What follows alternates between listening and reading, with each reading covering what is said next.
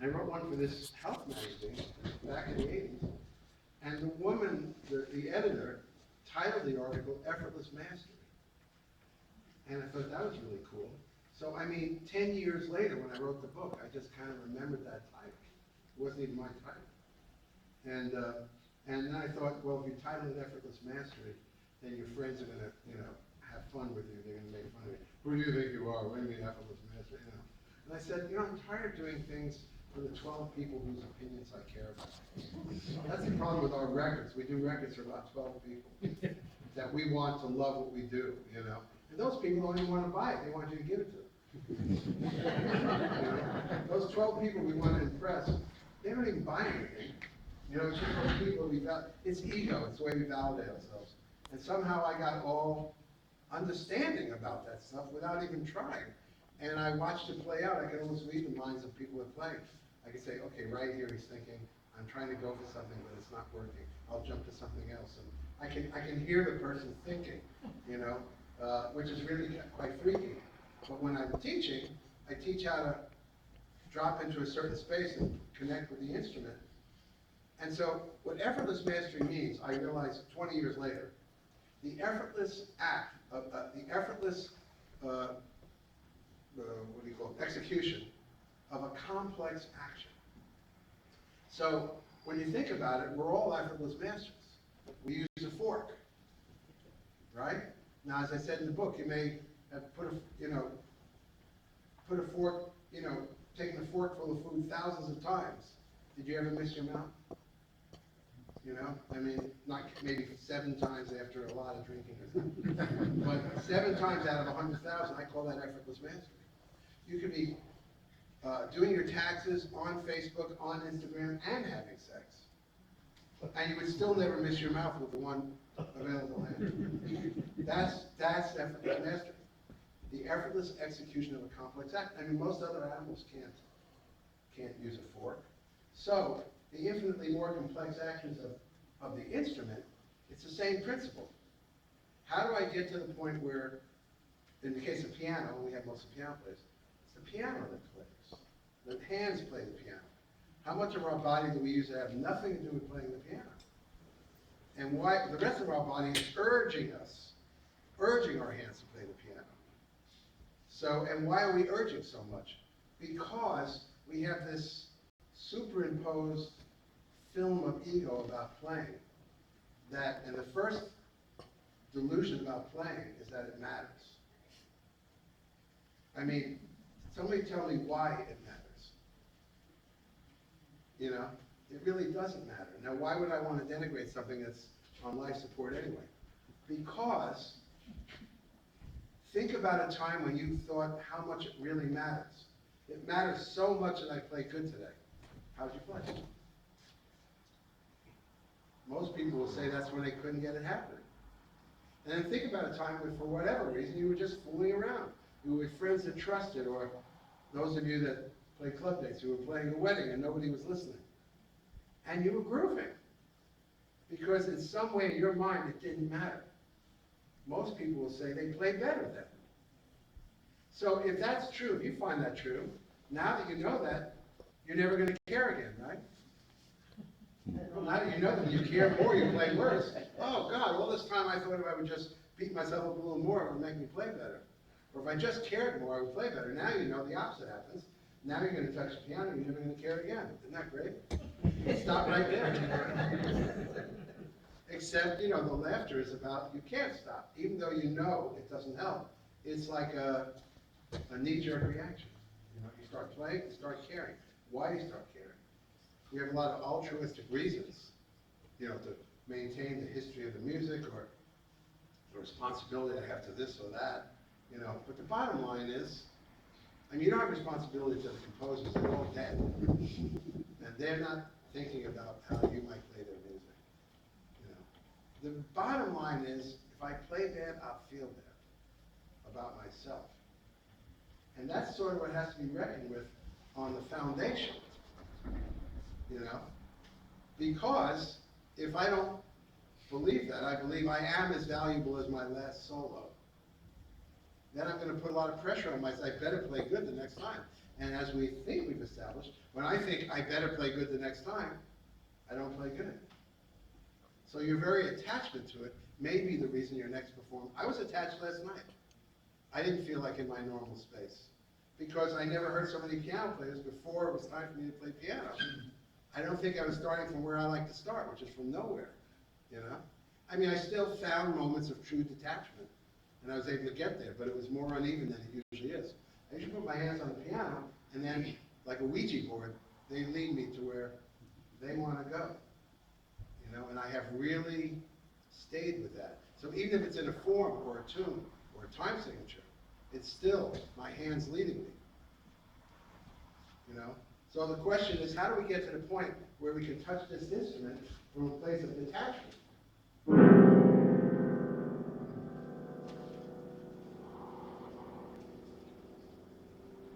The ideal thing is the hands play the instrument, and then the ears are brainwashed to think, that is the most beautiful sound I've ever heard. Self-criticism doesn't make you play better, it makes you play worse. There's nothing wrong with taking an inventory of how you play and then lining up things to practice. But to have a knee-jerk reaction of self-criticism upon contact with the instrument is to ensure that you never experience the real joy of playing the piano. All you're always doing is measuring and weighing. And I know you suspect that there's a great joy there, but it doesn't happen when it comes to you because of expectations about what you're supposed to do. So the fundamental thing about what I started to do with these lessons, and I didn't know what I was doing yet, but I would start to talk people into a sort of a space, which I now describe as the space.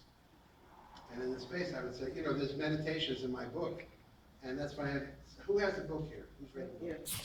Yeah, okay, there you go, the 20th anniversary. No, I don't need the book. Oh. Now, turn to, please turn to, I don't even know anything in the Bible, so I can't do that. I was going to say that.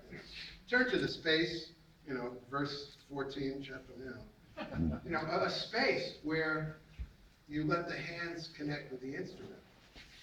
And so I started talking people into it. So when I wrote the book, I did 3 meditations.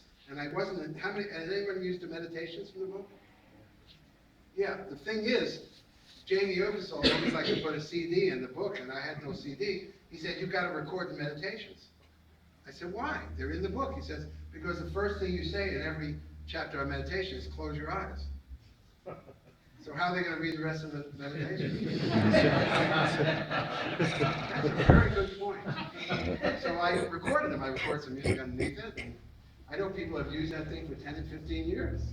It's crazy, you know. You never know how things form. But if you're open, things sort of happen, you know. So anyway, the idea is to get to a place where you're not doing anything. And music is coming out of you, even if you're just imagining it. Why don't we try one of these? Let's start with the space.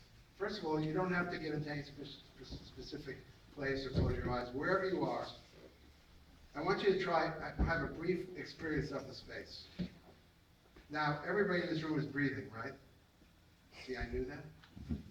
See, it's just kind of it's a kind of extra sensory perception. I knew everybody here would breathe. So you're already breathing, right? I would simply like you to watch yourself breathe.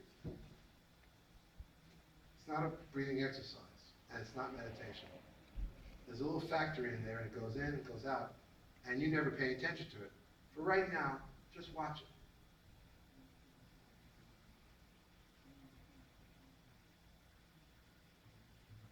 Don't let it get heavy. If I said, look at the traffic outside, traffic was happening before you got there, now you're watching it. You were breathing before you started watching it. Just watch yourself breathe. And I know a little enlightened community like this, you probably sink into a space pretty fast. But don't let it be anything heavier than watching yourself doing what you are already doing.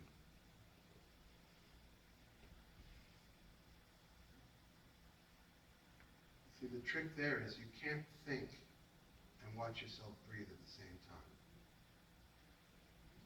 When you're watching yourself breathing, you're not thinking.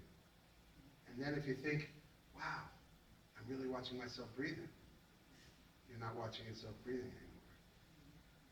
thinking. So this is how simple it is to fall into the space. It really is simple. The difficulty is staying in the space.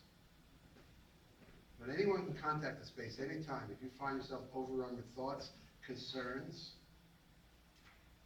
problems, real and imaginary, you can stop and you can say, I'm going to take a 10-second break. I'm just going to watch myself do what I was already doing. I'm going to watch myself breathe. And after that 10 seconds, it's really important that you allow yourself to go back to your problems. Because if I said, you'll do this breath exercise and then you'll let go for the rest of the day, you'll say, no, I'm not ready to do that today. I don't want to let go today. There's things I want to happen today, and I want them to go my way. So I can't do it today. I'll do it on a day when I'm at a retreat or something. No. It's important to know that if you watch your breath and your problems go away instantly, which they do, that you can have them back. Okay, I know I have this problem. I'll just take a break and watch myself breathe. And what happens is you start to find out there's an alternate neurological direction you can go in. And you're just tasting it. I'll watch myself breathe.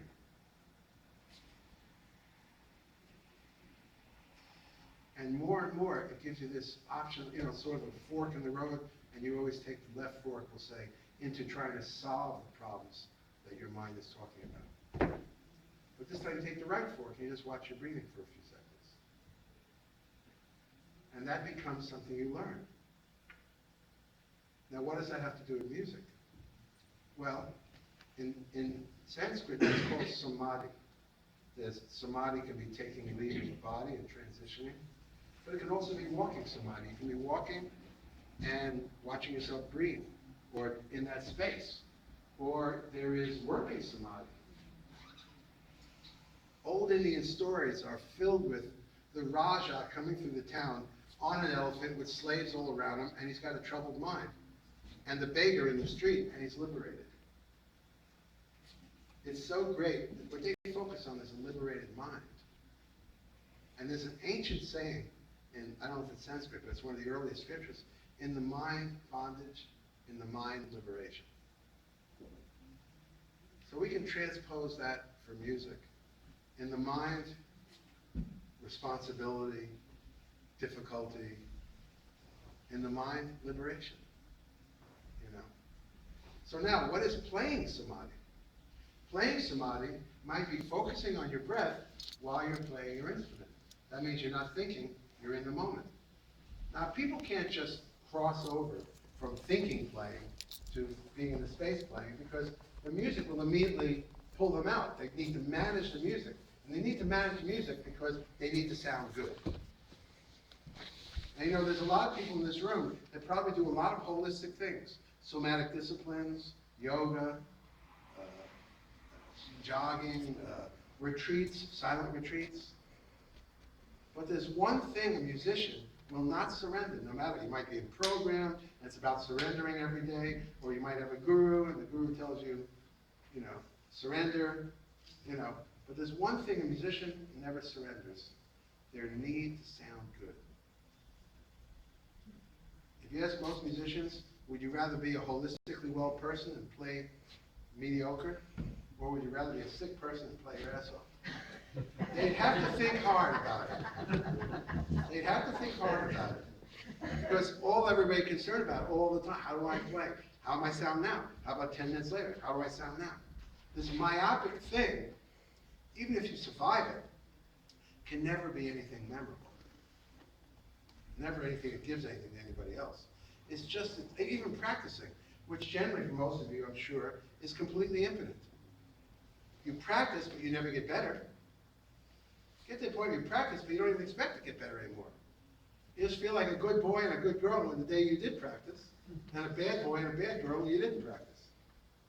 And how many people wake up meaning to practice and go to bed disappointed? Now, it all has to do with this drama around how do I sound? What could I practice that would make me a great player by yesterday? Now I can't choose the right thing, I don't know what to do. Or you sit down and you just kind of skim everything, and nothing is accomplished. All this is the ills of the ego as it relates to music, or as it relates to life, in fact, you know. I'm not a master of life, but I have learned to have a light heart when it comes to playing the piano. Because I play better that way. And I avoid so many dogmas that don't need to exist. You know, some people, I mean, this is a side issue, but people play for different reasons. Some people play out of their respect for previous music, and they really have a great desire to recreate that music. And some people have a real Jones for creating, not recreating. I looked at, when I came up, there was Miles Davis, Ornette Coleman, John Coltrane, Keith Jarrett. These guys, you know, in the 70s, bless you, the 60s and 70s, all anybody wanted to do is develop their own sense of their own voice, which means that you're responding to your own inner physical, emotional, and spiritual urges.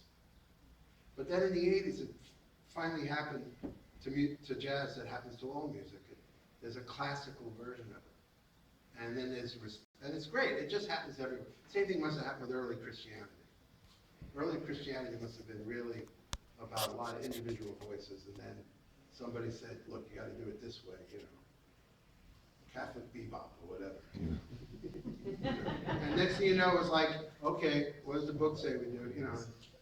And then, you know, I mean, I think all free movements eventually get dogmatized so that people can understand it. Originally, it's a sincere desire to just explain to somebody what just happened. You know, what he just said was, you know, you got, you know, he said this, or what he thinks he said, you know. After a while, he said, he said this. 100 years later, he said this. And then 100 years later, we're going to kill you if you don't believe what he said. And after a while, it's like, forget what he said. This guy said that. You know, but he was in direct connection with him. You know, I mean, it gets so whacked out. So how could music not fall to the same thing? I mean, now I'm really going off subject, so I hope you don't mind if I free associate, because I say this shit about Effortless Mastery, the same thing all the time, but somehow I'll get back to it. But Charlie Parker wasn't playing bebop. Someone put that name on it. Charlie Parker had developed a language that expressed his urges for those chords. But then it became a method, and then a religion. You know what I'm saying? You know, music is free. You're talking about free music, right? But I've seen, the biggest joke in music is watching people play free music correctly. You know, someone sits down and they go, okay, I'm going to play free music. Okay.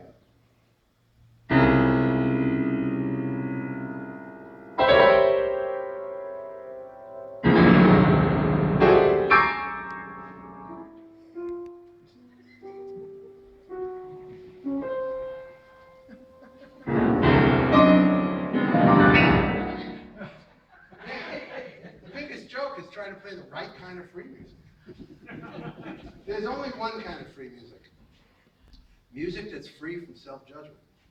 And that means any music can be free music. Yeah, that's the truth. You know. It really, I don't really even listen to the style people anymore. I watch their souls. What's in their heart? What's in their soul? How free are they to do what they want to do? And then I applaud that. And the music itself is just the sound of that. It's about consciousness, it's about soul, it's about where your head is. There's no kind of music that you know, for example, people think of Brazilian music as joyful. Brazilian music is not joyful. Brazilians are joyful. And if a person tries to play Brazilian music correctly, it's not joyful.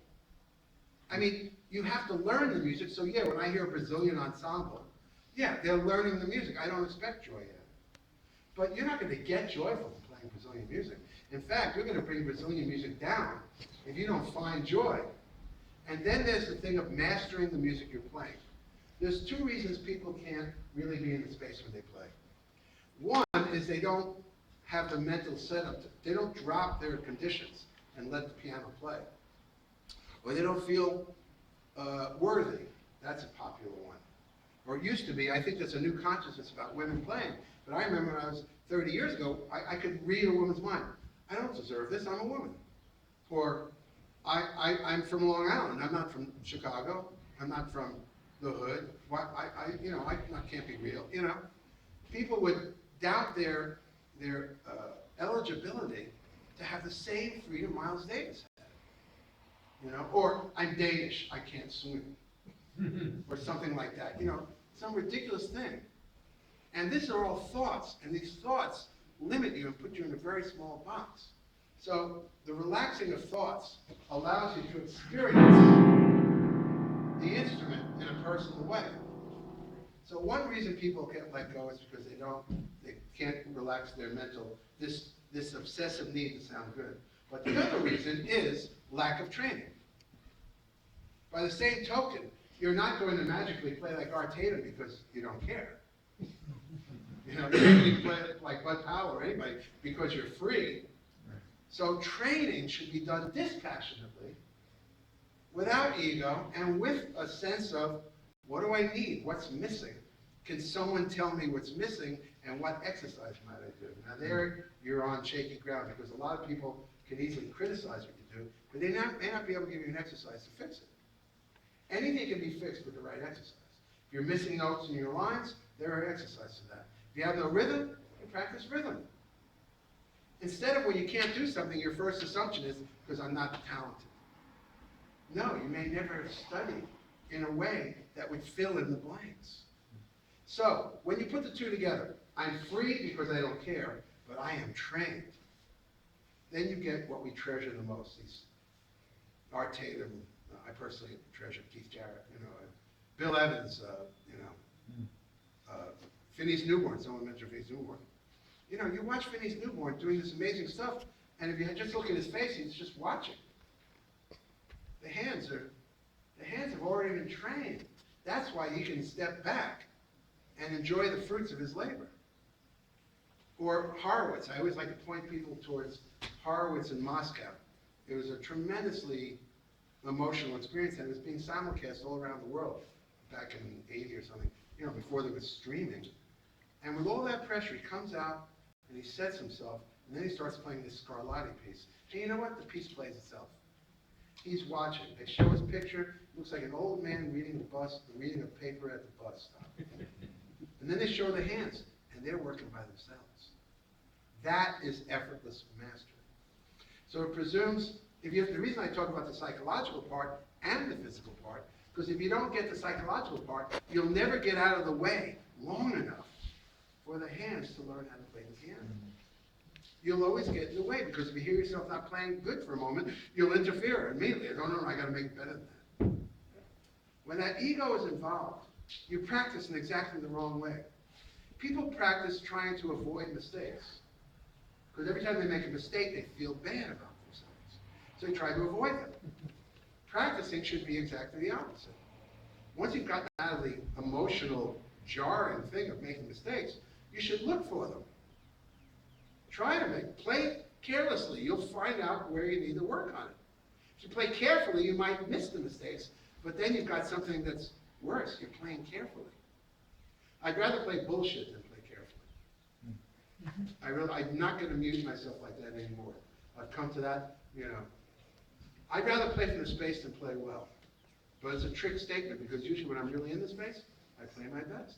And everybody could point to it. They may not have thought of it that way. You know, you've been watching your hands and they're doing everything you want them to do. That's the space. So how do we encourage that? We need to be able to touch the instrument without consequences. The consequences are in the mind.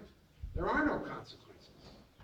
What are the consequences? What happens if you know, there's a part in the book, which thank God no one's ever done. It's called the plastic bag experiment. Okay? So you go into the kitchen and you find a baggie. Now it's got to be the biggest one, so it's got to go over your head. They get the large ones, right? Now you could still probably breathe, so I would say have some electrical tape with you too. You know, so you got the baggie over here. Now you just do this a few times, right? Okay. Now there's no air coming in. Now look at your watch. 30 seconds go by. How important is music?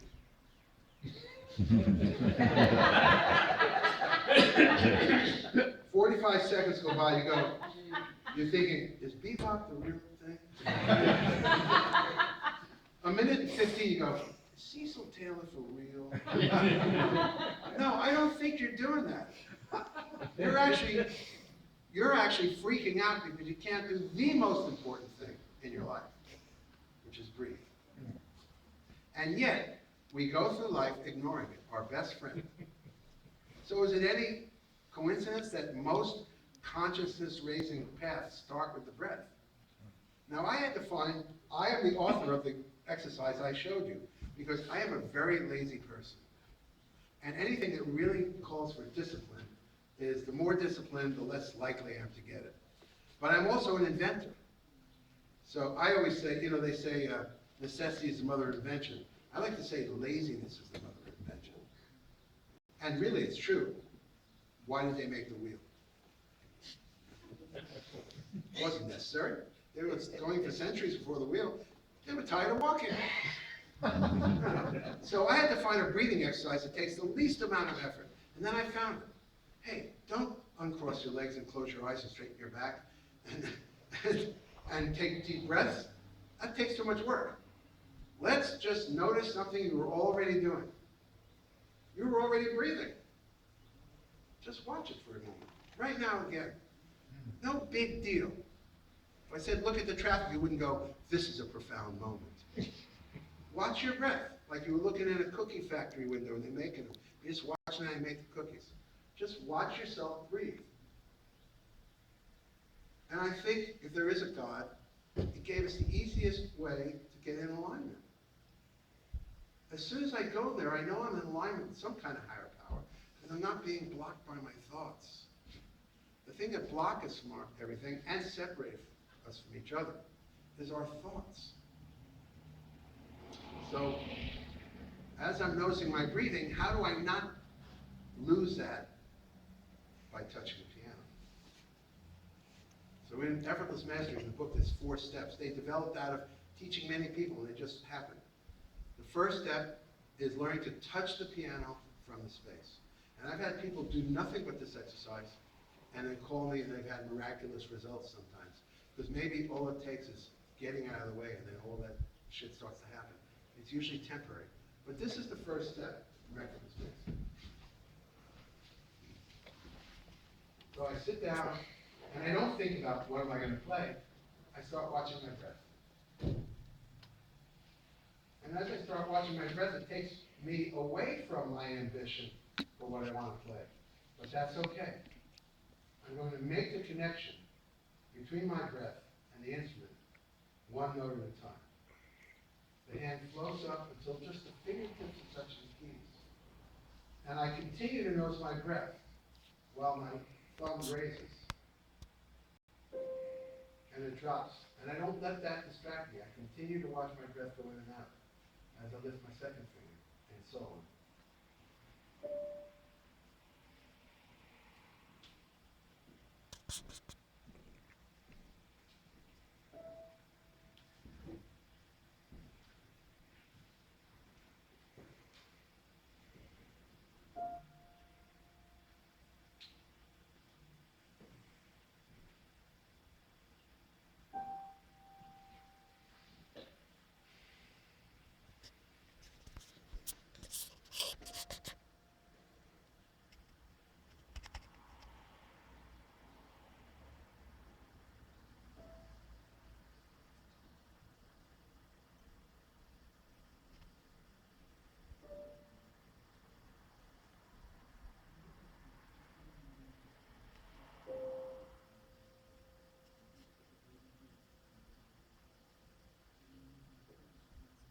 I imagine my arm has a life of its own, and then it floats away from the keyboard and back down to my lap.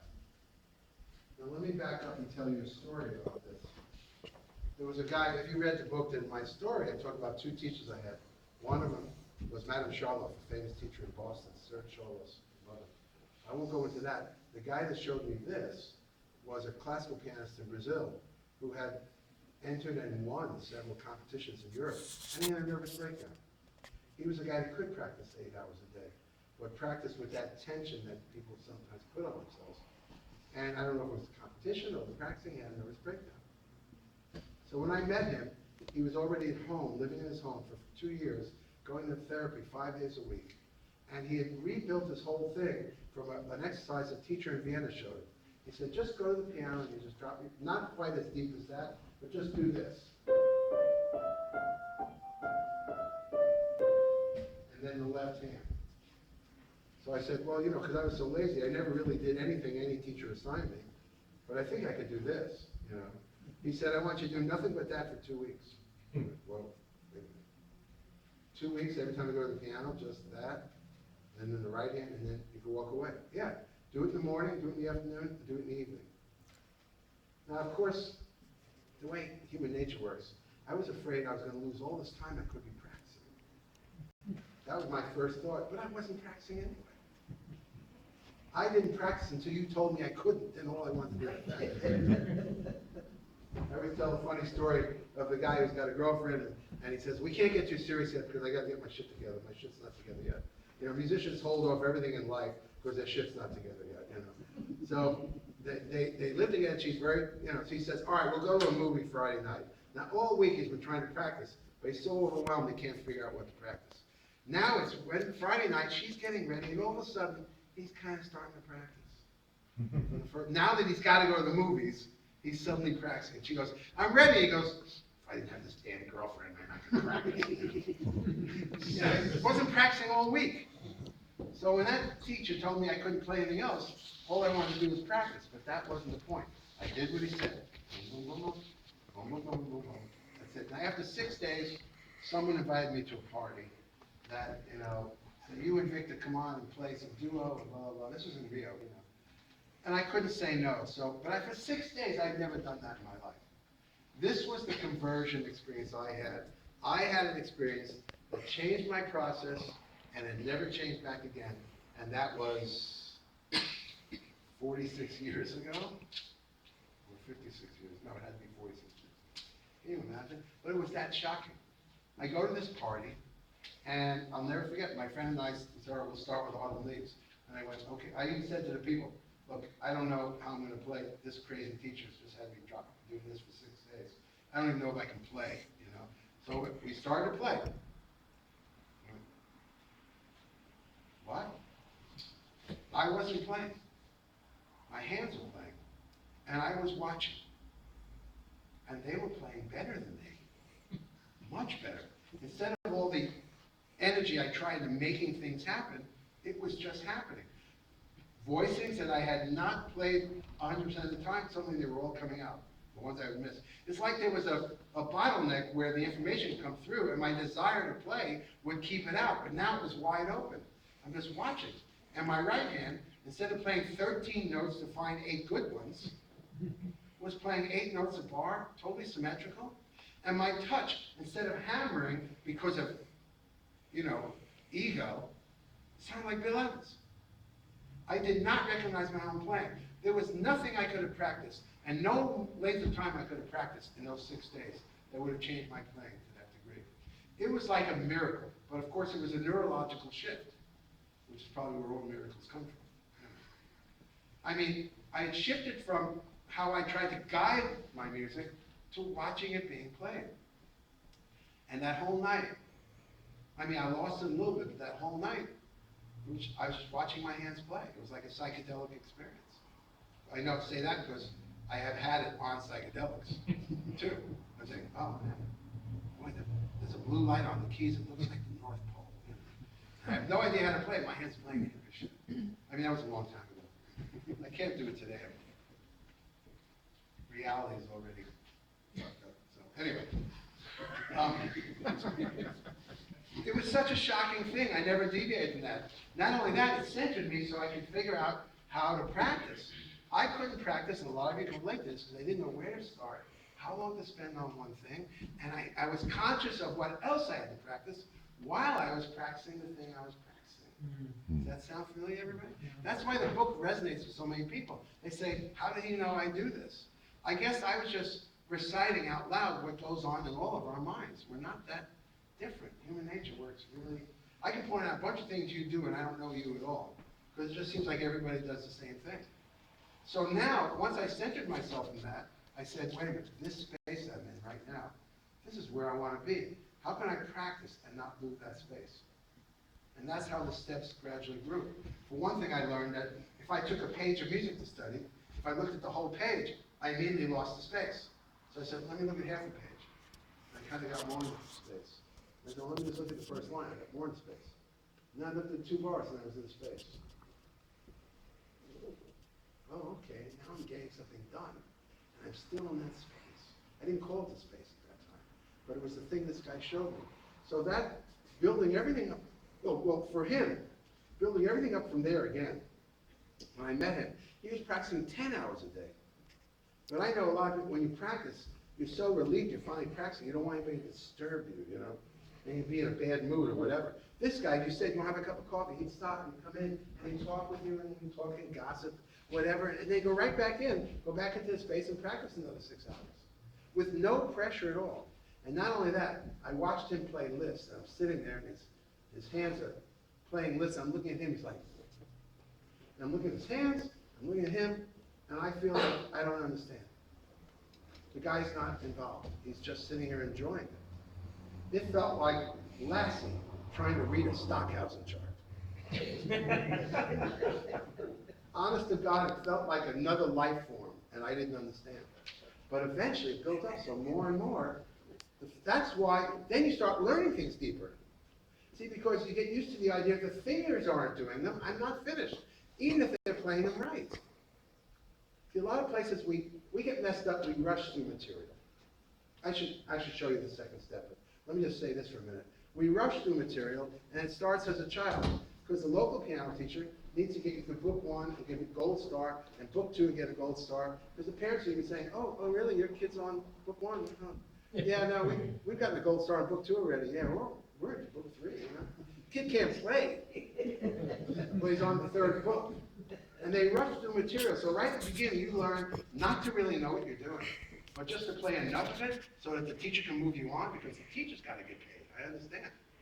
If the teacher wanted the teacher to play the piano, they'd stay on that one piece until it was easy. Then the first message you would have gotten was, music is easy. But if the teacher did that, the parent might come and say, hey, you know, he's been playing, you know, the Happy Bear now for, you know, 3 months. How come he's not moving on? Oh, he is. No, he's getting better and better. He's learning, you know. But a teacher can't say, look, this is the way I teach. If you don't like it, get someone else. That's income lost. So it's structurally built that way. And then, of course, as you move through school, the same thing. Lessons learned just enough to be able to scuffle and kind of play them. So you learn to be the kind of player that just scuffles and kind of plays. And only people that have a better process or are unusually talented break through that. But if everybody was taught at the beginning to be sure where your hands are and then enjoy where they are, they would learn differently. So that's the system we have. And then college is the most abusive of all learning systems. It is functionally, it's structurally designed to fail. Because it's set up, the whole focus is on quantity, not quality. And it has to be. Accreditation insists that by this semester you're here, and then by this semester you're there. It has nothing to do with whether you're actually there. And some of the things you're given could be studied for 3 years alone. And said to just rush through as you go on to the next thing. So you learn to half-learn things. And then you expect to half-learn things. So of course, you become that kind of a insecure pianist, at best. If you achieve mediocrity, it's quite an achievement, considering the way it's taught. And why do they have to have accreditation? Because the gold star. How can you spend all that money on school and not get a degree? So as long as there's a degree, there is a weight on quantity, not quality. So it's very designed to fail. Now at Berkeley, I'm already a disruptive element. What do they say in Scientology? I'm a disruptive person is a person of whatever you call it. A disruptive person. You know, because I'm saying to teachers, why don't you cut the shit down with your teaching? Teach as little as possible. You give them more time. And as far as the liberal arts stuff, do you think, look at your Greek philosophy course and think of what you can eliminate And you could still say they learned something about Greek philosophy, because I got to tell you, nobody's getting a gig at the Vanguard depending on how much Greek philosophy they know. You know? And you know what? They're starting to listen. It's really interesting. I don't know where we're going, but the important thing now is to regain your center and connect with yourself, and then connect with the instrument without having it cause so much angst. What do we need? Something else in our life. You need an instrument in your house to promote angst? I would think a computer is enough. You know, I would think checking Huffington Post would do it. You know? Turn on TV, you'll have angst. Why do you need an instrument to promote angst? And half knowing what you're doing, but not slowing enough down to find out what it is you're trying to do, promotes only angst. And so you see this joy that people are having, and you theoretically want it. I think I described in the book like a beautiful bride. Music is a beautiful bride. It's just flowing dresses. Yes, I want that bride. And the closer you come to it, the bride, the dress kind of gets tattered, and then the bride gets old, and it turns to dust. As you approach the instrument, it gets ugly, you know. Because you're not connecting with where you are, you're connecting what you think you should be. And that promotes angst and insecurity and bad playing as well, by the way. By the way, what I'm talking about is not just dharmically cool, you know, in the Buddhist sense. It happens to be the fastest way to learn how to play. By connecting where you are and incrementally moving from that. What would be the thing that would interrupt your incremental movement? Your mind. I'm not moving fast enough. Or I've been practicing this for 3 months. It's always something your voice in your head is saying. So learning to touch the instrument without that voice can be a special. So the first step is just connecting with the instrument. The second step is moving around the instrument. But, oh, and by the way, the first step, if you notice that you're getting a great sound, for example, by just dropping your fingers, so then you start to think it's about the great sound. So you go, if you notice that, you take your hand off the instrument. This is very counterintuitive exercise. As soon as you're into music, you drop your hand. This is not about training the musicians, it's about training the mind. Training the mind to keep out of the act. So as long as I'm looking at that nice tapestry over there, whatever you call it, and my hand's playing, I'm good. But if I start thinking, wow, the simplicity of this is profound. Wow, man, drop your hand. You want to get the mind out of the way. So on the second step, you're moving around, and as soon as you think this sounds really hip, which you inevitably will, drop your hands. So the second step might be this. I'm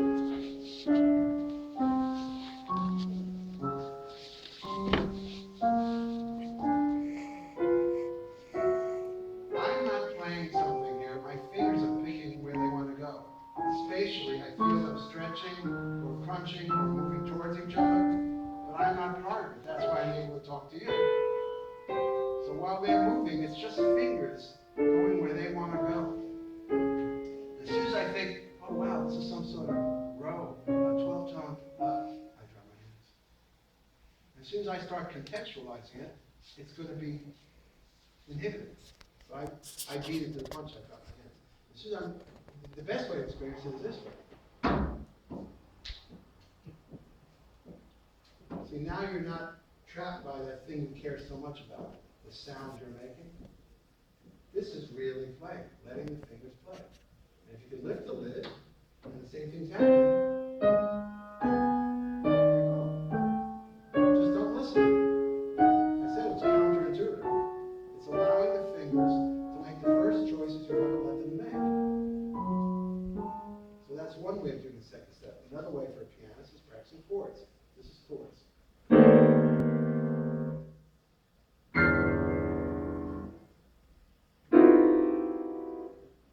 Hold your hands above, and then let gravity do its work.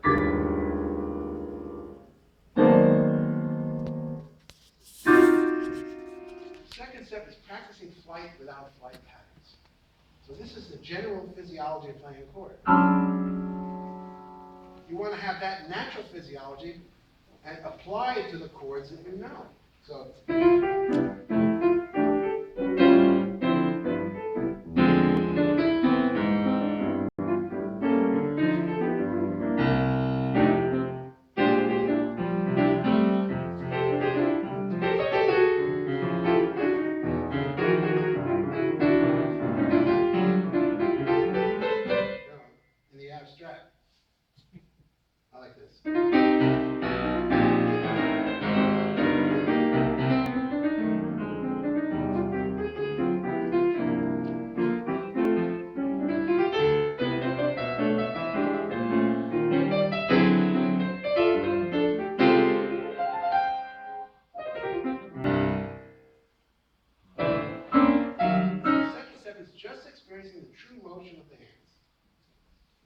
third step is playing whatever you can play in real music, but not embellishing it in any way that would take you out of the space. So it might be like this.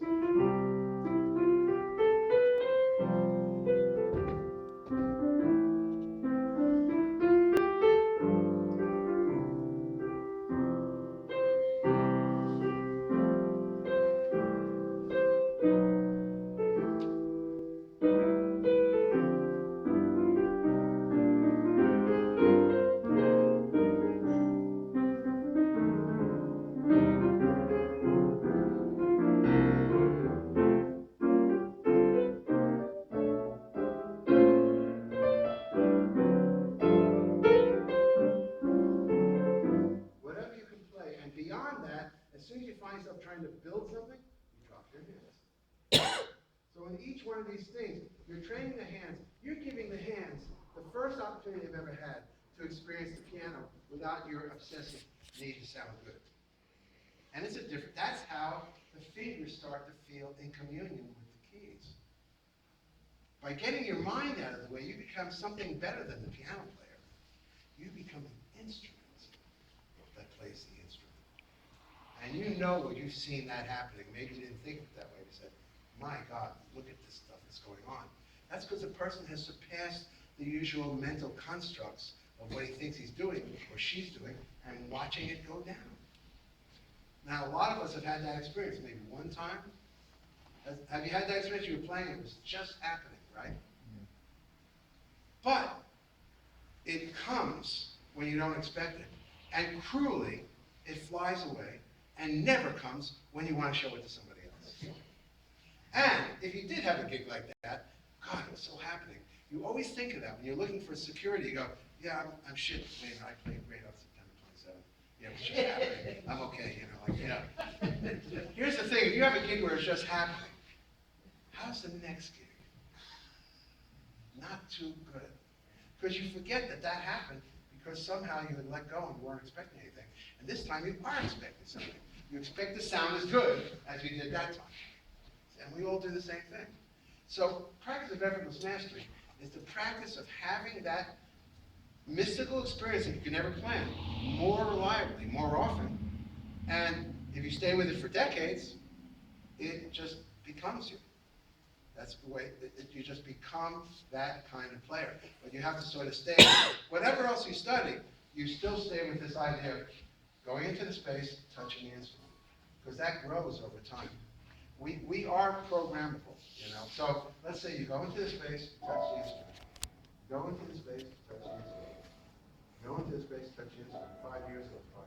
Go into the space, touch the instrument. It's summer, it's winter, 7 years go by. One day you're going to notice you touch the instrument and you go into the space. And that's the goal right there. That's the treasure. When touching your instrument relieves you of mental constraints, you are there. It doesn't happen that often. And it could, but here's the thing.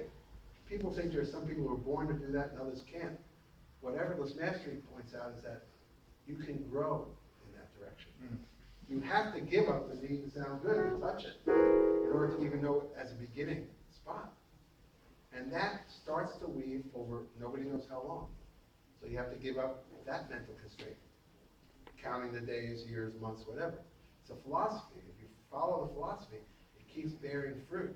More and more you touch the instrument, your first instinct is to go where your hands want to take you, even in a tune. I don't mean you have to play free to do this. I mean, that kind of free. I mean, if you're playing a tune, and you really stay within what the hands want to do, that governs whether that time you might play it more simply. But if you're playing 7 nights, by the 7th night, you might be playing a whole other thing. But sometimes we err by trying to start where we like to start from, instead of where the hands want to start. So that's another example of how we are out of tune with ourselves. So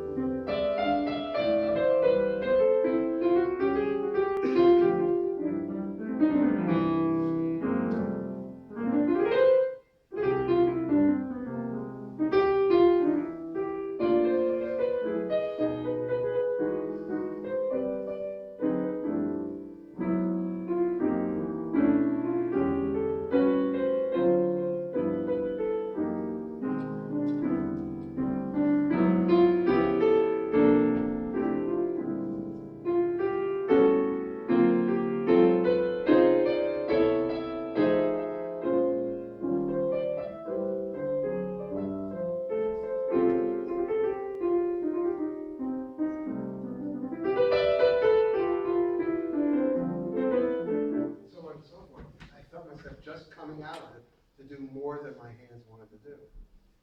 So the third step is doing what the hands want to do and not being pulled out by ambition to be all brilliant. The piano players really like to be brilliant.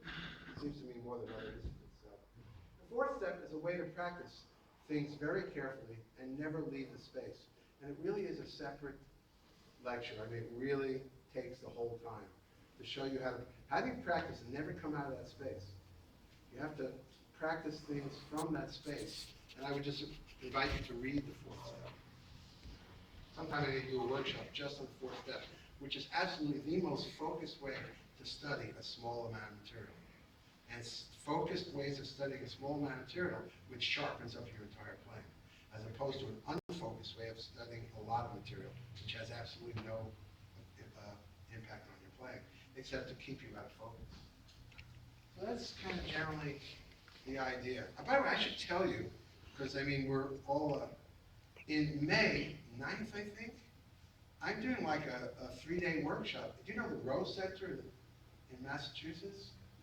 R-O-W-E. It's Rowe Center, yeah. Rowe Center. It's not that far. I mean, well, from here. What town is it in? Rowe. Oh, Rowe. Rowe. W-O. In Western Mass. Yeah.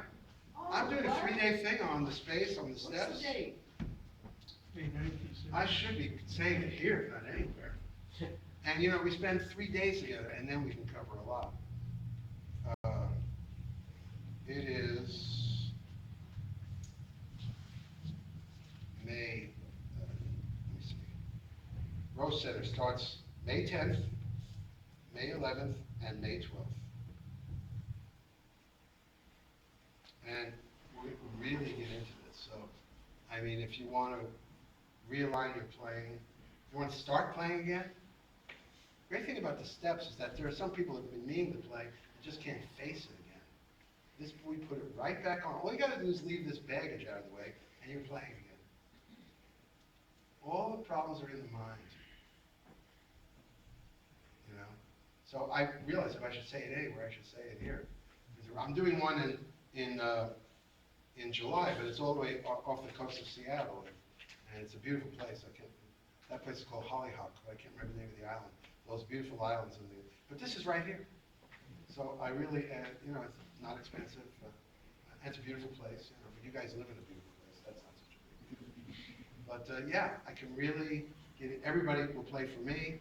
I will help you find the space. Actually, that's what I have time to do. I have time to help each person find the space and connect with this instrument. You know, which we've had very good results for. So anyway, I invite you. So any questions so far about what's coming up? Yeah. Would you say that what we think of as talent is just an intuitive understanding of this process? It is a easier understanding. That's why people get it faster with less work. Now, sometimes people get it too easy and they don't do enough work, which was me until I was about 30. I just, along with my talent, was like OCD and AH, whatever the hell it is, and very bad Tourette's. I had such bad Tourette's, he sent me home from school. You know? And I just couldn't buckle down because it felt like I had to buckle down. And when I found this thing, I was about 23. You don't have to buckle down. You just have to get into this space right now and play the first note. Now, what exercise, what would you like to practice? And be mindful that I don't lose this space. Because my gift was if I lost that space, I couldn't practice. It would just fall apart. And then it turned out to be a blessing in disguise. Because everything I practiced in that space has changed my playing. How many things you practice and notice no change in your playing? It has to do with how you practice it and how deeply you own it. And from that space, you're very aware of what you're owning and you're not. And you're not messing with the, you know, the false drama about, oh, what does this say about me? How did we get there with music? God, that how you play says anything about you. It can be beautiful in every way. Just because you can't play on 2-5-1, you're inadequate. You know, it's really perverse. You know, and the thing is, if you get out of that phony drama, you can progress incrementally from a cool space, get comfortable with whatever you're doing, move on to the next thing, get comfortable with that, play a little bit. Everything doesn't become a test of some kind. How did that happen? You know? So to do with Western philosophy, I guess. Anybody else? Yeah, first you. Would you talk some more about practice? How, if you're in the space, you can develop being in the space, or you're there. All right, let's, yeah. How, what kind of, what's a bite-sized piece or whatever, you know? I what's find the- 2 bars a bite-sized piece. Like if you're trying to learn to play on changes, for example, you take one chord and you find the line that you never do find that connects with the next chord.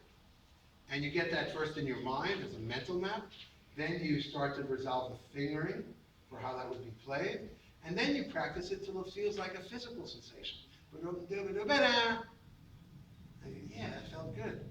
So you take little morsels of the puzzle, you keep practicing them, and in time, your body starts to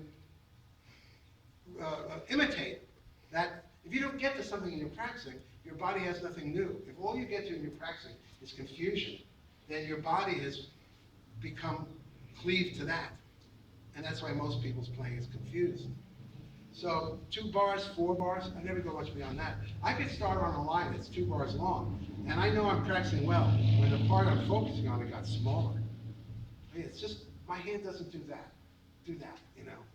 Or I work on rhythm exercise, you know, like there's this Keith Jarrett thing that I think is the most amazing piano playing I've ever seen. You see it on, I think it's it's actually on my CD. I did a tribute. It's not like Keith Jarrett, but I said as a tribute I practiced this, you know. And it's his an encore he did in Tokyo. It goes like this.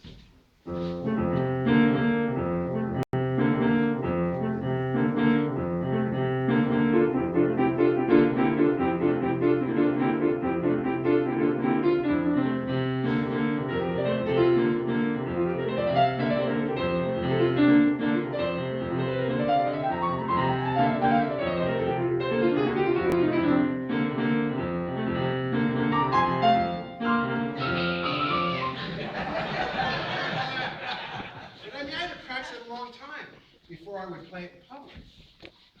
And the reason I practice a long time is because if I start something, I won't finish it until I know what the physical sensation is of it.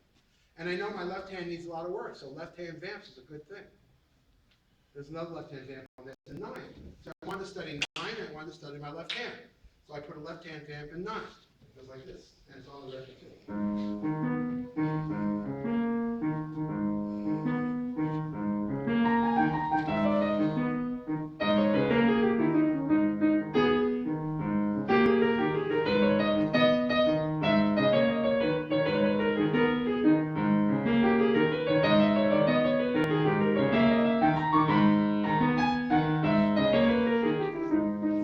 You see how my hands are just playing? It has to get to that place. And then I can be in the space. So in practicing, not only do you start in the space in order to find a thing to practice, but you know you're done with it when you can go back to the space and it plays itself. Now you can't do that with everything, but if you're always doing one thing, you will notice if you take even 2 bars of music from a place where you have to manage it or play it sloppy or not be able to play it at all, and you practice it vis-a-vis the 4th step, which you'll have to read about, and you get to the point where the hands play it, you don't just get those 2 bars to show off somewhere. You'll notice collaterally, your whole playing got better. So another thing that people get stuck on is, I have so many things to practice in order to manage my playing. No, here's a sentence you could write down. I don't practice the things I'm going to play. I practice things for the effect it has on my playing. So I might practice one thing to the point of muscle memory. I noticed all my playing got better because it had that effect on me. If I just learned so I could kind of sort of play it like that, you know, tighten my whatever, you know, it doesn't change my playing. But if I get to the point where I'm doing it, by the time I could play that, I was comfortable in 9. But I'm also trying to teach my left hand, which is, the rest of my life is about what I neglected, which was my left hand. So I try to come up with things that challenge my left hand, and every time my left hand gets to the point where it feels, oh good, it's coming to life a little bit. And then I notice my left hand more interactive with my right when I'm just improvising. But I'm not trying to do it. It's the result of a practice that I'm doing from a very focused space, the space. Yeah. Does this business of the entry to the space by just dropping your hands on the keys and leaving your mind completely out of